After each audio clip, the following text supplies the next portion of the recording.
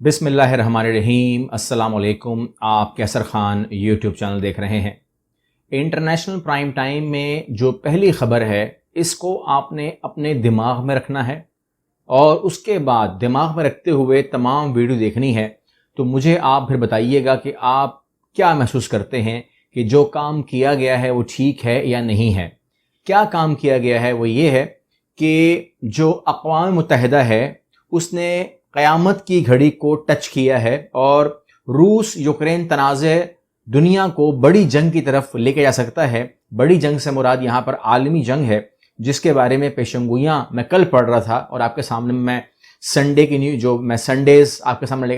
لے کے آنا شروع کر رہا ہوں دوبارہ سے انشاءاللہ۔ آپ لوگوں کی بے تحاشا فرمائش بھی ہے، میری بھی خواہش ہے، مگر ظاہر سی بات ہے جب ٹریولنگ بڑھ جاتی ہے تو ہم سنڈیز کو نہیں کر پاتے، تو اب جو ہے شاید میں اس سلسلے کو دوبارہ سے کسی حد تک شروع کر سکوں۔ آپ کہتے ہیں کیا ہوا ہے؟ ہوا یہ ہے کہ یہاں پہ اینتھونیو گوتریس نے، سائنسدانوں اور سیکورٹی ماہرین نے ڈومز ڈے کلاک، قیامت کی گھڑی کو مزید آگے بڑھایا ہے اور اب یہ گھڑی آدھی رات سے محض 90 سیکنڈ کی دوری پہ ہے۔ یہ گھڑی آپ کو بتاتی ہے کہ انسان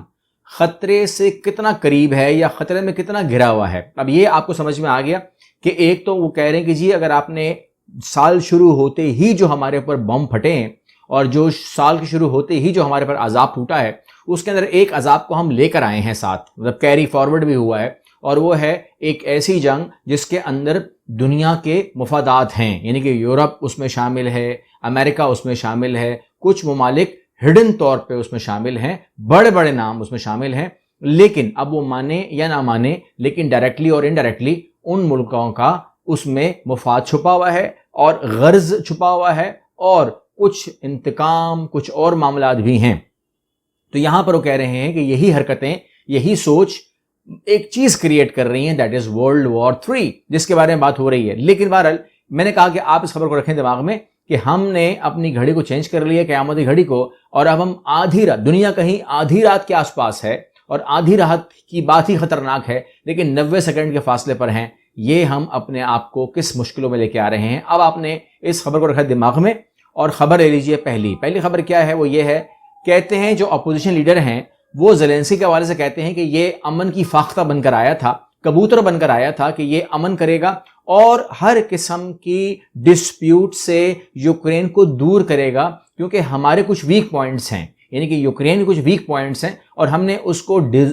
ڈیفیوز کرنے کی بات کی تھی۔ تو اس ٹائم، یعنی کہ اس ٹائم جب یہ آیا تھا تو ہمیں ضرورت تھی کسی ایسے انسان کی جو بالکل ہی ایک سافٹ امیج رکھتا ہو، ایک امن کی فاختہ ہو، اور وہ اس سے ہم یہ امید رکھیں کہ وہ کسی طرف بھی جھکاؤ نہیں کرے گا، یعنی کہ ویسٹ کی طرف تو بالکل بھی نہیں، اور ٹالا مٹولی کرے گا روس کے ساتھ، اپنا کام چلائے گا، اپنی زندگی گزارے گا اور اپنی امن کے ساتھ اپنی عوام کو ایک اچھی دن دے گا۔ لیکن یہاں پر نیٹو میں شمولیت کر لوں گا، یورپی یونین میں شمولیت کر لوں گا، امریکہ کے ساتھ دوستی کر لوں گا، وائٹ ہاؤس میں تقریر شروع کر دوں گا، ان تمام باتوں نے جو وہ ہے روس، اس کو پرووک کیا اور لگا روس کو کہ یہ کوئی جسے کہتے ہیں نا کہ کوئی ٹول ہے یہ ویسٹ کا، تو اس ٹول کو کیوں نہ چینج کر دیا جائے۔ وہ توڑنے کے موڈ میں نہیں ہے کیونکہ ابھی بھی وہ زیلنسکی کے ساتھ جو ہے بڑی رعایت برت رہے ہیں۔ اس کو 17-18 بار لاک کیا ہے، نہیں مارا، اور آخری تو آپ بھی جانتے ہیں، آپ اگر وہ اس کو نہیں مانتے تو آپ یہ تو مانتے ہیں کہ جب یورپی یونین کی تقریر چل رہی تھی، 1 گھنٹے کی تقریر، اسپیچ جس ہال میں ہو رہی تھی، اس ہال کے اوپر کیا تھا؟ فائٹر جیٹس تھے رشیا کے، وہ ایک ہی میزائل مارتے، ٹھیک ہے نا، لیکن نہیں ہوا تو وہ تو کم از کم اس کو تو دنیا مانتی ہے نا، تو لہٰذا یہ کئی بار لاک ہوا ہے لیکن اس کے بعد اس کو نہیں مارا گیا، تو رعایتیں تو ہیں دنیا میں، لیکن بہرحال یہ تمام چیزیں ہو رہی ہیں۔ آگے دوبارہ بات کرتے ہیں اس کے اوپر، لیکن بہت ضروری ہے کہ میں آپ کو ایک بہت ہی ہولناک، دردناک، خوفناک خبر دے دوں، اور وہ یہ ہے کہ ترکی میں اور شام میں زلزلے سے جو اموات ہیں اس کی تعداد 9000 سے بڑھ گئی ہے۔ یعنی کل آپ کو میں نے کہا تھا کہ 10,000 ہو سکتی ہے لیکن میں غلط تھا، کیونکہ اصل رپورٹ کچھ اور کہہ رہی ہے، جو رپورٹ اب آئی ہے کچھ اور کہہ رہی ہے۔ تقریباً 10,000 کو تو ہم نے آج ٹچ کر لیا ہے، لیکن جو خبر ہے وہ کیا ہے؟ خبر یہ ہے کہ ترکیہ اور شام میں مزید 40,000 اموات کا خدشہ ہے عالمی ادارہ صحت، یعنی کہ 10,000 ہو چکے ہیں، مزید 40,000 لاشیں، اموات ہمارے سامنے ریکارڈ پہ آ سکتی ہیں۔ تو لگ بھگ یہ کہہ سکتے ہیں کہ آپ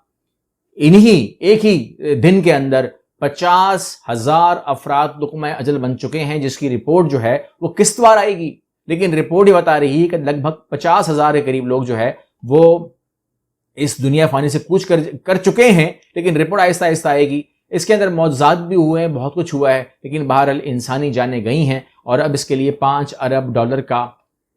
جو بجٹ ہے مختص کیا گیا ہے۔ اس موقع کے اوپر جو سیاست دان ہیں ان کو عقل کے ناخن رہنے چاہیے۔ کبھی بھی کسی ملک کے اندر بھی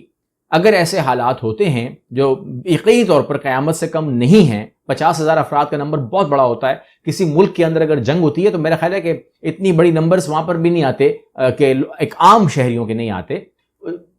افواجیں اپنی جنگ لڑتی ہیں، لیکن ایسا نہیں ہوتا کہ عام عوام جو ہے وہ اس طریقے سے اس نمبر پہ جائے، تو یقیناً یہ بہت بڑا سانحہ ہے، اس میں کوئی شک نہیں ہے۔ لیکن ایسے موقع کے اوپر یہ اناؤنسمنٹ کرنا کہ ہم